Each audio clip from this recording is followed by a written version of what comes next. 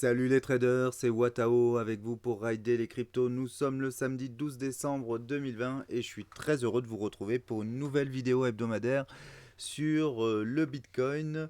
Sachant que voilà, on arrive dans la période de Noël hein, et Papa Noël, Baba Noël comme dirait l'autre, va peut-être nous apporter quelques cadeaux. Alors avant que Baba Noël s'occupe des cadeaux, moi je voudrais savoir ce qui vous ferait plaisir pour 2021.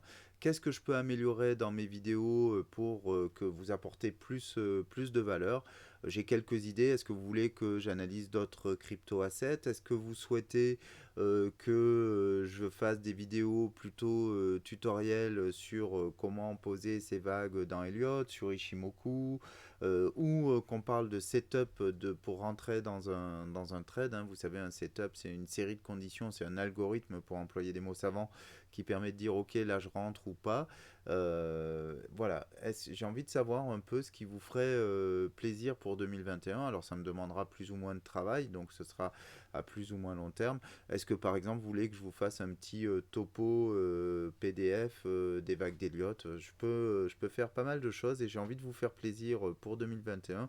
Donc vous n'hésitez pas à me demander dans les commentaires ce que vous voulez avoir pour 2021 et j'essaierai de vous mettre un petit cadeau, mais ce sera pour après Noël hein, probablement, sauf si c'est vraiment très simple à faire.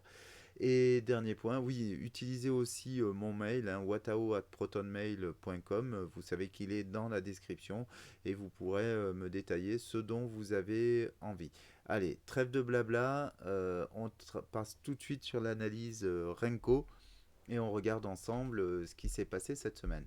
Alors, ce qui s'est passé cette semaine, c'est très spécial, hein, c'est très étrange. C'est-à-dire que, c'est pas étrange, mais en fait, on a rebondi ici du point de vue Renko. Vous voyez ces petites briques vertes.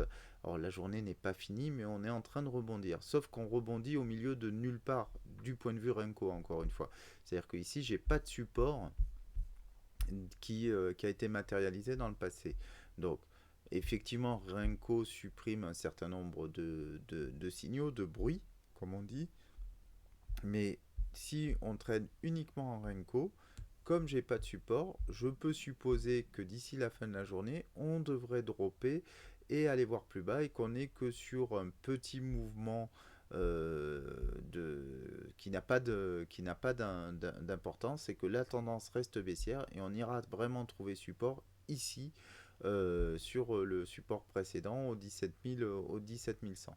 Donc voilà ce qu'on peut dire du point de vue Renko. On a un mouvement qui a été très topi. On avait cette divergence qui a joué son rôle. Ici, voilà, on fait que des plus bas sommets ou un double top à ce niveau-là, hein, selon comment on l'analyse.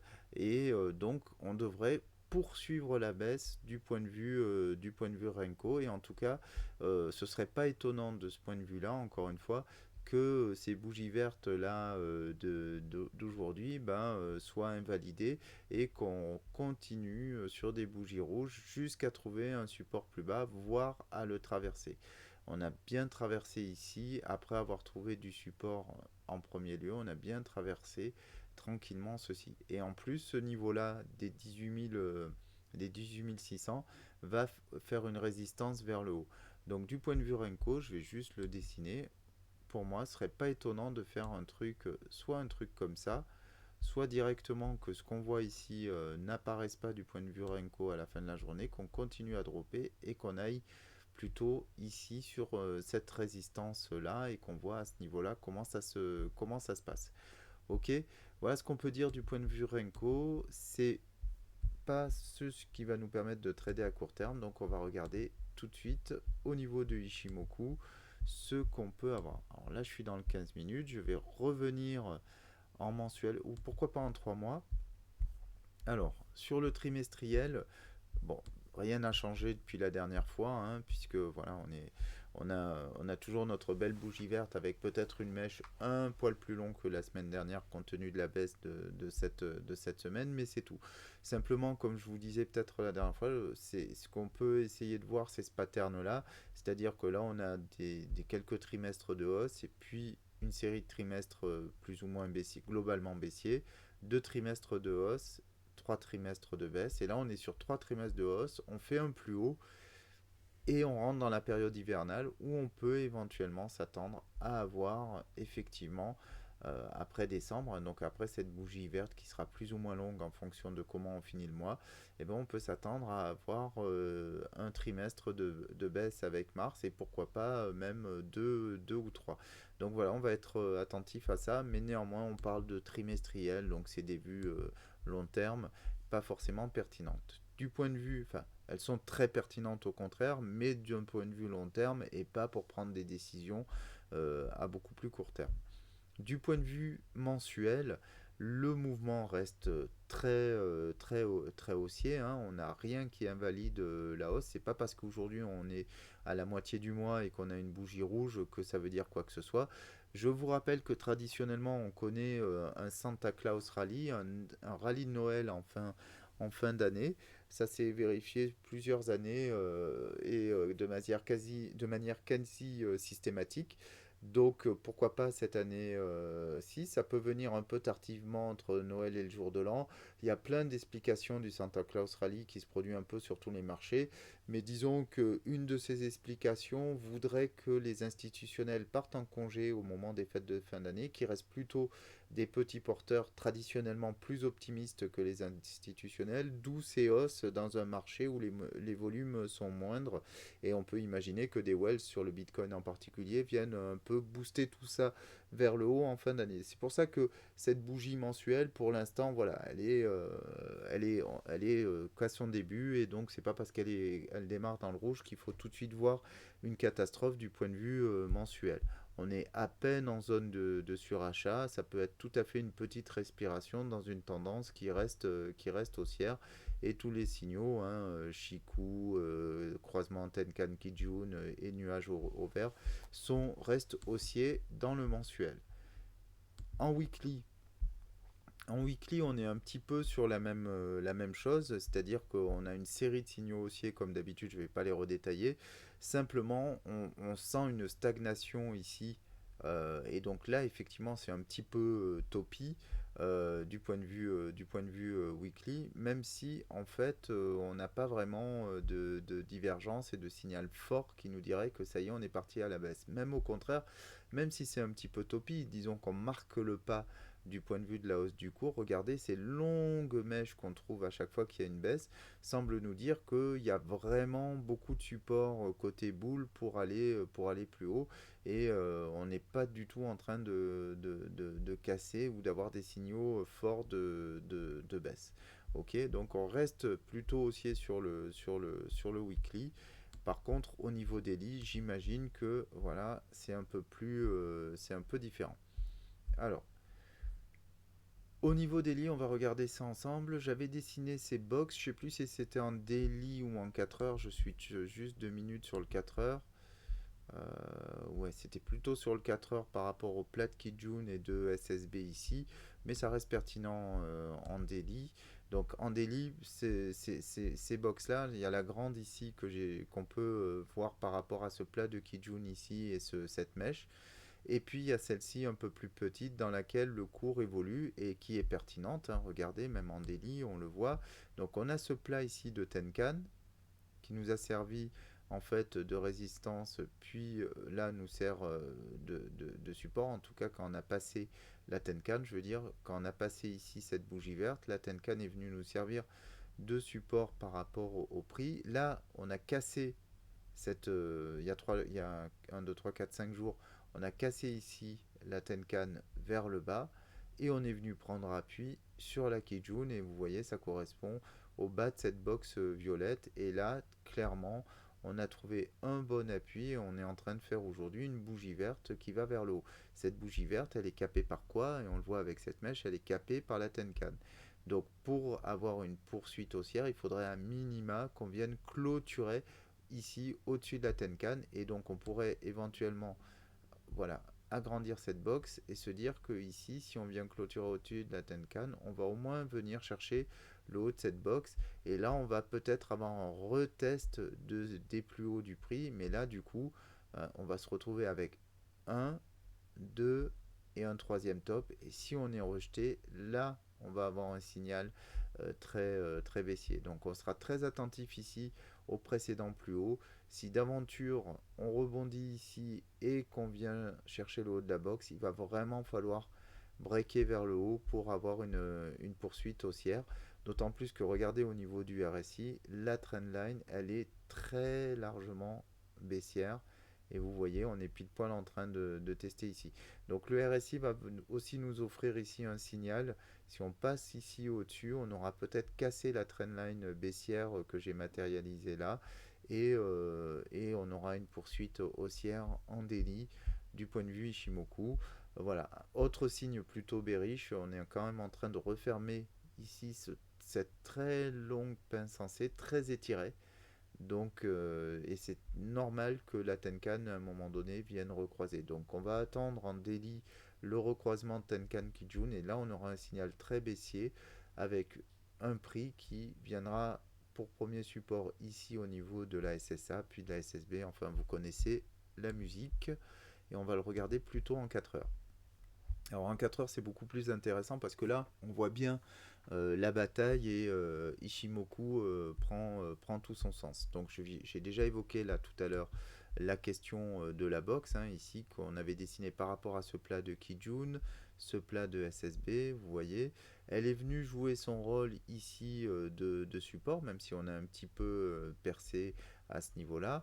On est quand même repassé en ce moment-là au-dessus de la Tenkan. On est passé aussi au-dessus de la Kijun et là vous voyez on est en train de trouver un petit support sur la Kijun. Mais par contre derrière il faudrait qu'on vienne percer le nuage pour aller vers le haut de la box. Je répète pas ce que je viens de dire en daily puisque c'est exactement la même chose.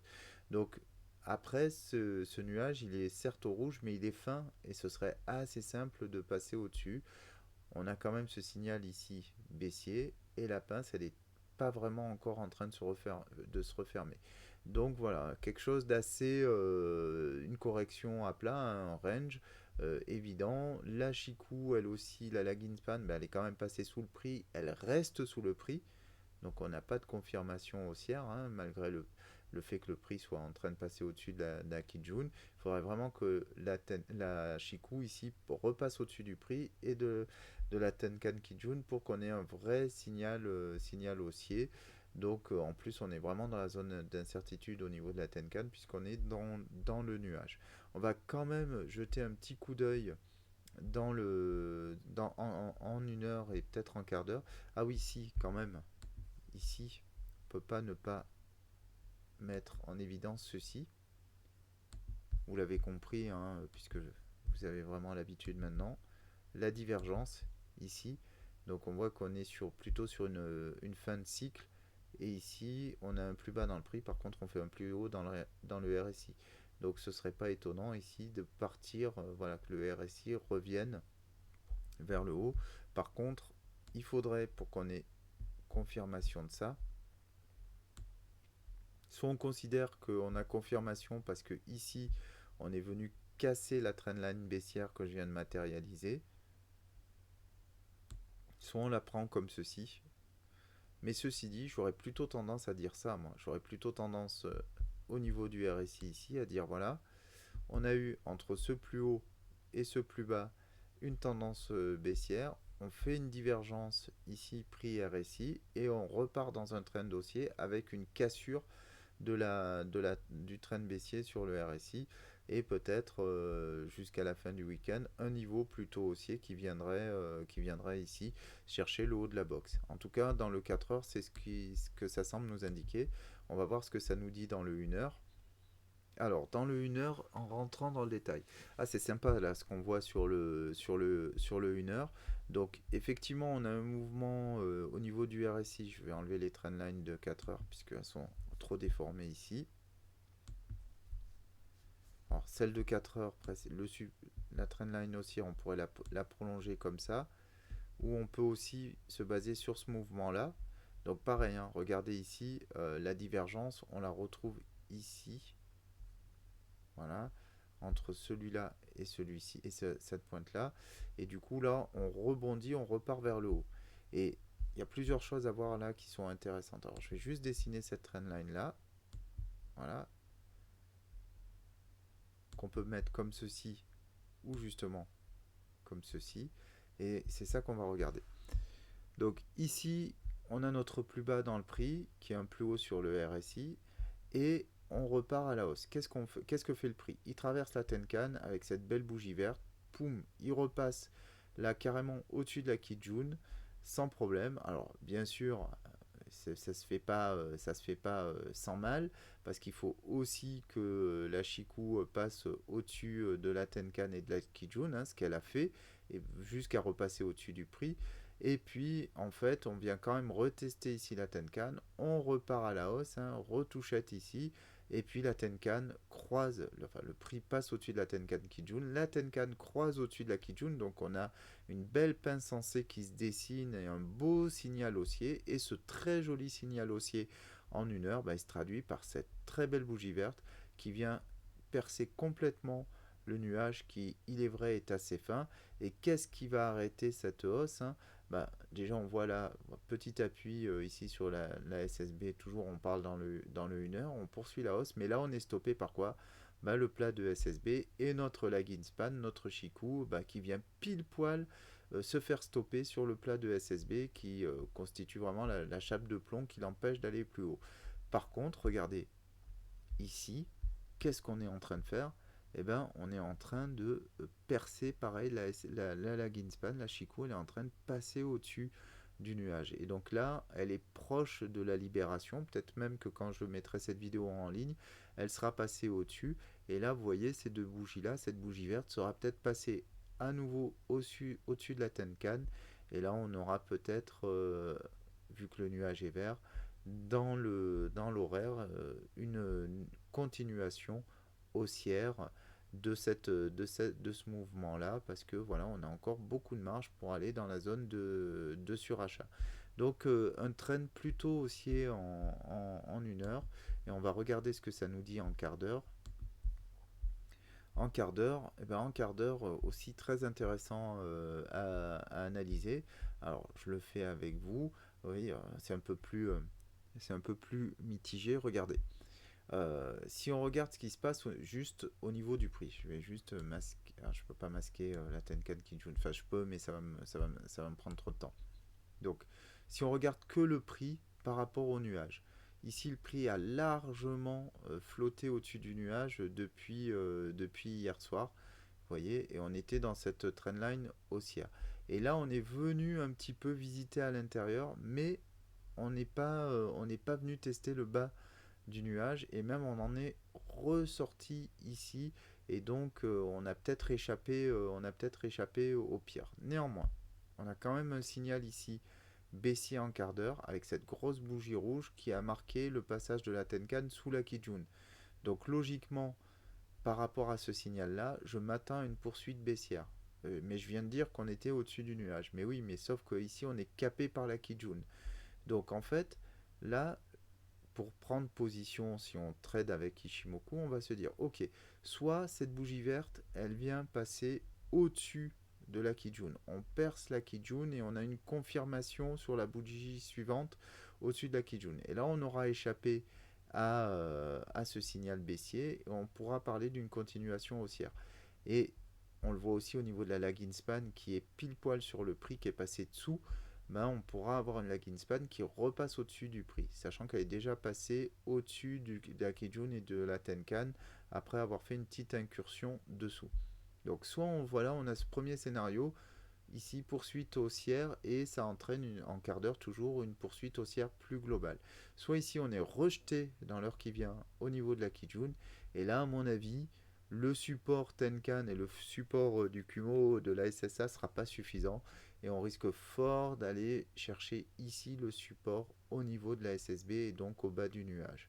Donc, et on sera plutôt en termes de RSI, on dira bah oui, en fait on était sur une trendline baissière, on vient chercher un petit peu plus haut ici, mais après on continue à dropper. D'autant que si on regarde ici ce plus haut au niveau du prix, bah évidemment vous le voyez ici en quart d'heure, on a une divergence. Donc soit voilà, cette divergence, et puis derrière on baisse. Donc du coup, je vais juste vous marquer ici la divergence. Voilà, on la voit là. Et au niveau du prix, ici. divergence entre le plus haut sur le prix, le plus bas dans le RSI, drop, et donc tendance baissière au niveau du RSI. Je parle en quart d'heure bien sûr, hein, c'est des petites tendances. Et donc ici, si on met ça en conjoncture, ah ben vous voyez au moment où je vous parle, qu'est-ce que fait la bougie, la bougie en quart d'heure, elle passe au-dessus de la Kijun. On est en quart d'heure, hein, donc voilà. C'est même si l'analyse reste pertinente en quart d'heure, passer au-dessus de la Kijun, on peut très bien repartir vers le bas dans 5 minutes. Mais en tout cas, voilà comment on peut voir les choses en quart d'heure et on va voir comment ça se déroule. Et puis après, remonter dans les unités de temps pour éventuellement prendre position dans quelque chose qui est par rapport à l'horaire qui est quand même globalement baissier en horaire. Avant de passer sur Elliott Wave, je voulais revenir sur le CME parce que ça c'est important. Regardez, on a parfaitement comblé le gap CME. Et en quoi c'est intéressant? Alors déjà parce que effectivement, malgré le fait qu'on ait eu ce gap là, cet énorme gap qu'on n'a jamais comblé ici au 9000, au 9900, entre les 9900 et le 9650, là 665 je crois, ben voilà, on n'a jamais comblé ce gap, c'est un peu l'exception, enfin ça ne veut pas dire qu'on ne va pas venir le combler justement. En général, dans Bitcoin, on comble les gaps. Ici, gap, comblé, on repart vers le haut. Ici, gap, on le comble, etc., etc. Ici, un énorme gap, une fois, deux fois, poum, on vient le combler. Et par contre, quand on comble un gap comme ça, ben on peut se dire, ok, il fallait combler le gap et on va avoir une poursuite haussière. Sauf que là, voilà, on est pile poil dans ce moment de faiblesse et est-ce qu'on va vraiment repartir vers le haut ou pas? Donc voilà, je voulais juste faire cette digression et attirer votre attention sur le comblement de ce gap. Après, qu'est-ce que ça signifie en Elliott Wave? Alors, en Elliott Wave, j'ai envie de dire la vision globale, je la fais, je vais pas vous refaire toute la vision globale, hein, je ne veux pas faire une vidéo trop longue, mais juste si on se met en 12 heures, je vous rappelle que on est occupé, on est en train de faire mince, on est en train de faire cette impulsive là, en tout cas, et pour l'instant, on est sur une vague, selon moi, sur une vague 4. Et ce que je vous ai dit par rapport à une vague 4, eh ben, c'est que c'est une correction souvent qui est complexe. Donc, on a mis une ABC, mais il n'est pas du tout dit qu'on soit sur une simple ABC, comme je l'ai fait figurer là. On va faire de l'auto pour que ce soit clean, voilà. Et là, on y voit peut-être un peu mieux. Je vais le remettre au centre de l'écran. Hop, encore un petit coup de zoom. Parce que ce qui nous intéresse, c'est précisément cette vague 4 ici. Alors, bien sûr, on va pouvoir plutôt faire ça. Et je vous disais quoi? Je me répète. Une ABC ici, c'est la figure de correction de vague 4 la plus simple possible. Mais bien souvent, les 4 se corrigent de manière plus complexe que ça, en triangle, en WXY, etc. Et surtout, elles peuvent être très allongées dans le temps. Et donc là, on ne peut pas tout de suite se dire, ok, c'est fini, la vague 4 est terminée. Idéalement, pour ceux qui ont un scénario boule en tête, on pourrait se dire que ici j'ai fait mon plus bas, là j'ai fini ma ABC et que désormais on va repartir vers le haut. Et si on est sur ce scénario, on peut éventuellement être conforté par ceci dans le H4, qui est que ici entre j'ai une divergence sur ce plus bas. Ok, je la dessine ici. Tac. Plus bas dans le prix. Plus haut dans le RSI. On est d'accord que c'est exactement la même qu'on vient de voir sur Ishimoku. Il n'y a pas de. Il n'y a pas de. Il y a pas de. Non, je précise parce que je le dis comme si c'était un truc que je découvrais, mais non, on vient de le voir sur Ishimoku. Ce qu'il y a, c'est que, bon, au niveau stochastique, on est sur la tendance haussière pour se poursuivre, mais on est déjà quand même rentré dans les zones de surachat. Donc, bon, ce serait pas étonnant qu'on vienne aussi recroiser vers le bas. Pareil sur la tendance, hein, ce qu'on disait tout à l'heure, on l'a cassé vers le haut, mais bon, on peut aussi décaler la tendance baissière sur ce sommet et aller voir plus bas. Donc, je ne serais pas enclin à tout de suite dire qu'on a fini notre mouvement baissier du point de vue héliotiste. C'est-à-dire qu'on peut s'attendre quand même à une 4 qui dure un peu plus longtemps que ça, et pourquoi pas jusqu'à la fin du week-end. D'autant que ici, on peut éventuellement découper ce mouvement en une impulsive en 1, 2, 3, 4, 5, quelque chose de ce type-là. Alors, est-ce qu'on le place là? Est-ce qu'on le place là? Pour l'instant, je vais le placer là. Quelque chose de ce type-là. 1, 2, 3, 4 et 5. Voilà. Qui serait pas étonnant parce qu'on pourrait se dire que ici, on fait une vague 2 un peu profonde. On est sur quoi? Un peu plus au-delà des 76,4. On fait derrière une vague 3. Je vérifie juste si les ratios tiennent à peu près la route, hein. Vous connaissez la musique. Une vague 3 qui ferait quelque chose comme ça. Alors, j'ai pas l'aimant, mais qui viendrait. Alors là, on n'est pas sur la vague 3, vous voyez, on est sur les 123. C'est pas très orthodoxe. Et est-ce 1, 2, 3, 4, 5. Mais on peut avoir une vague 5 ici avec la divergence qui marquerait la fin de la vague 5. Donc, mais pourquoi pas, 123, ça peut être bon. Et ici, du coup, vague 4 qui devrait être peu profonde, logiquement, puisqu'on a une 2 qui est quand même très profonde et qui viendrait chercher en dessous des 50. Ouais. C'est pas parfait au niveau de la vague 4. En tous les cas, voilà ce qu'on peut éventuellement prévoir. Donc en fait, comme on l'a vu sur Ishimoku, c'est ici que ça se joue. C'est-à-dire que soit on continue la baisse et effectivement on va être dans une impulsive en 1, 2, 3, 4, 5. Il faudra refaire les décomptes là dans la ABC, mais ça peut à mon avis, le décompte peut être bon. Et on est sur cette impulsive et donc on va aller chercher un plus bas de 4 ici, voire plus bas que ce creux que le sommet de ma vague A ici, puisque, et oui, ce que j'ai pas fait, c'est quels peuvent être les objectifs de ma vague 5 si je la pose comme ça. Le problème, c'est que ça me fait une vague 3 un peu courte, puisqu'on a dit on fait les 123 et pas les 161,8. Donc il faudrait que je compte ma 5 comme ceci. Et les 161,8, il m'amènerait, objectif minimum, il m'amènerait sur aux alentours des 15 600 $. Ok, pourquoi pas, à voir en tout cas, là, c'est peut-être un peu pessimiste. Je pense que voilà, on va attendre de voir comment se passe le week-end et comment se déroule ceci. Est-ce qu'on va avoir une ABC comme ça, en fait, en continuation haussière plutôt, et qu'on viendrait poser là, et un bas de 4 ici, et un rebond qui irait vers au-delà des 25 000. En tout cas, je suis pas hyper pessimiste sur le Bitcoin d'ici la fin de l'année.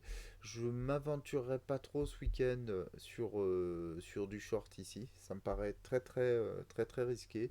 Et plutôt, je resterai sur une stratégie éventuellement buy the dip. Enfin, alors ça, je ne vais pas vous donner de conseils à ce niveau-là parce que franchement, ça dépend vraiment de la situation dans laquelle vous êtes. Si vous êtes comme moi, que vous avez beaucoup de BTC en holding et que vous voyez ça, vous dites bon, on va laisser passer le truc et on va attendre de voir ce que ça donne. Est-ce que je finis mon mouvement ici ou est-ce qu'on est déjà en train de dropper? Franchement, il n'y a pas de précipitation à avoir, hein. Je vous rappelle que dans le mouvement global, j'aimerais voir un sommet 3 plus haut, beaucoup plus haut. Là, c'est 3 en jaune et donc la fin de ma 5 quelque part là-haut. Donc, pour l'instant, il n'y a pas péril en la demeure si on est holder de long terme. Évidemment, si vous êtes rentré au niveau des plus hauts ici, c'est beaucoup plus difficile de tenir la position. Et effectivement, on peut s'attendre à venir quand même faire une 4 plus profonde. Donc c'est pas du tout la même situation. Donc vous prenez comment dire, vous faites votre propre analyse, vous prenez vos propres risques. En tout cas, pour moi, c'est une zone où il n'est pas question d'aller shorter. C'est beaucoup trop dangereux. Enfin, prendre ici un short en jouant la baisse pour prendre une fan vague 5, je vois pas l'intérêt. Il faut attendre, je pense, de laisser se dérouler ce mouvement-là. Si on considère qu'on a atteint des plus hauts, mais pour moi, vous voyez, même au niveau du RSI, on est plutôt sur une fin de cycle. Donc c'est prématuré de prendre un short. Après, encore une fois, vous faites votre propre risque management. Ok les traders, merci beaucoup pour votre attention. Je vous rappelle, si vous voulez un petit cadeau de Noël, ben, vous me demandez en commentaire et je verrai ce que je peux faire pour vous. Et puis vous pouvez aussi m'envoyer un mail à mon mail qui est dans la description de la vidéo. Allez, ciao les traders, je vous souhaite un excellent week-end. Ciao ciao.